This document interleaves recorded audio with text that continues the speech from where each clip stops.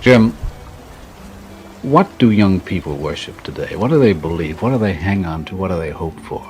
I can't speak for young people, but probably a guess would be the same things they've always celebrated, just kind of a joy of existence, self-discovery, freedom, that kind of thing. Well, there's always been a generation gap in every age, but the gap now seems to be much more of a definite cleavage. The young people today seem to feel and think differently. What do you think has brought this about? The so-called generation gap could be a result of larger numbers of young people. I think it happened after World War II. I think it's something like over half the population of the United States now is under 18 years of age, something like that. Politically and philosophically, the young people now seem to feel very definite ideas about the establishment, old systems of governing people, and moral attitudes. Yeah. When I was in high school and college, the kind of protest that's going on now was totally unheard of. At that time, to be a teenager, to be young, was really nothing. It was kind of a limbo state. And I think it's amazing, just in the last 5 years, what's happened is young people have come increasingly aware of the power and the influence that they have as a group. It's really amazing. Does it surprise you that there is so much revolt on the campuses of this country against Washington and its policies? It really surprises me because, as I said before, when I was growing up and when I was in school, it was that was totally unheard of. You know, students really had no power. But if you look back in history, it seems to bear out the fact that every revolution has started with students and spread to workers, and I'm not predicting there's going to be a drastic turnover in this country, but all the indications are there. Life does seem to become more and more involved and complex. You know, we're becoming computerized and dehumanized in that process. That bugs me. I wonder how it bothers you and your generation. But there does seem to be a trend toward a return to a kind of primitive outlook on life, a more tribal attitude, and I think it's a natural reaction to industrialization, but unfortunately it's kind of naive, because I think the future is going to become increasingly mechanized, computerized, as you call it, and I don't think there's any turning back. It's just figuring out a way to survive and thrive in that kind of society. But I don't think there's any chance of going back. Look at it this way too.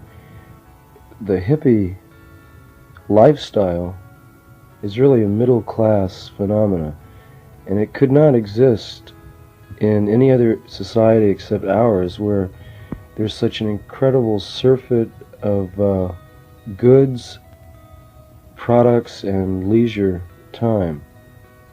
I think that's the reason for it, because the generations immediately preceding ours had world wars and depressions to contend with, and for the last 10 or 15 years in this country, there's time enough and there's money enough to live kind of a flagrant, outrageous lifestyle, which was impossible before.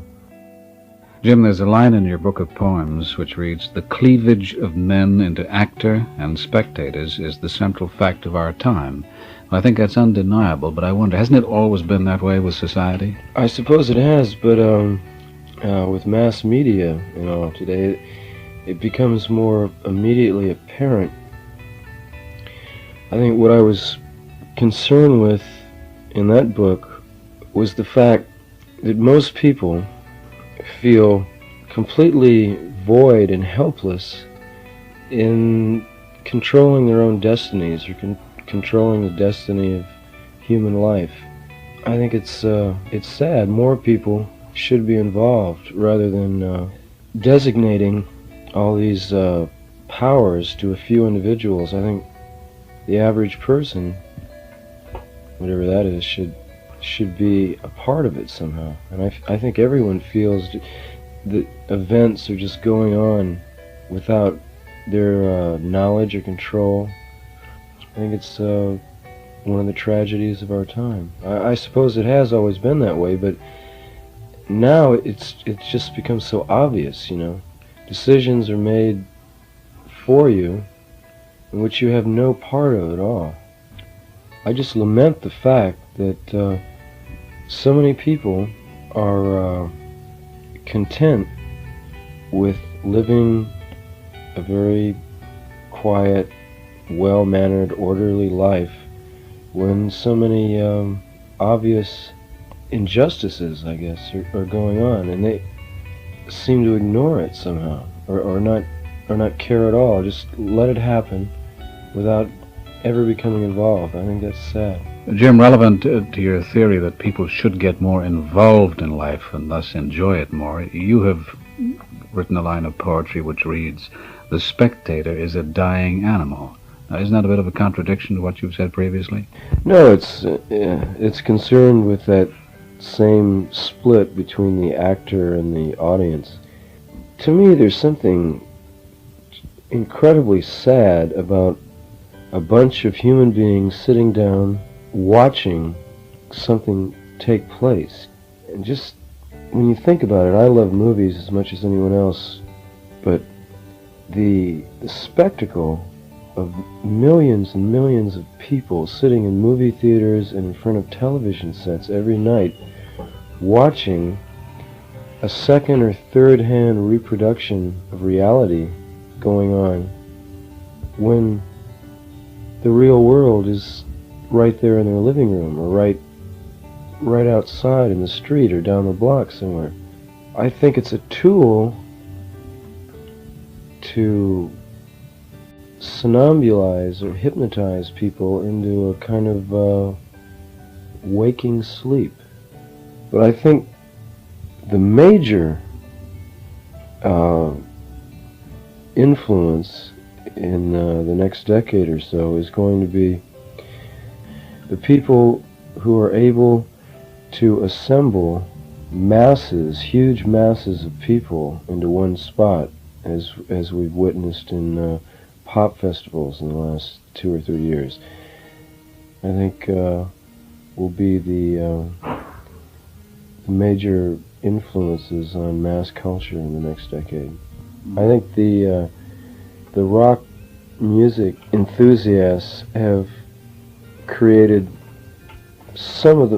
probably some of the most exciting music and theatrical events on the planet. I think they're fantastic.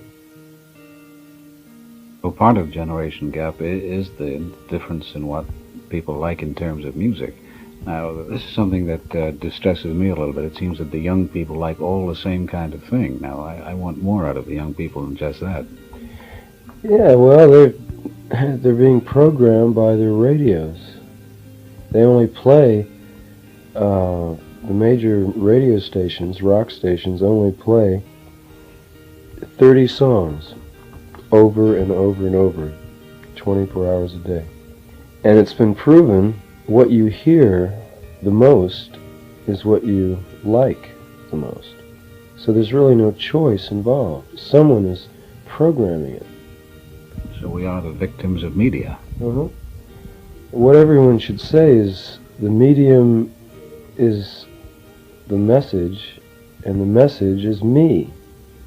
I mean, that's the answer, is for everyone to, you're asking for an answer. The answer is for everyone to stand up and say, I'm me, and be fully aware of that fact and let everyone else know it. Yeah. That you are yourself, and express it.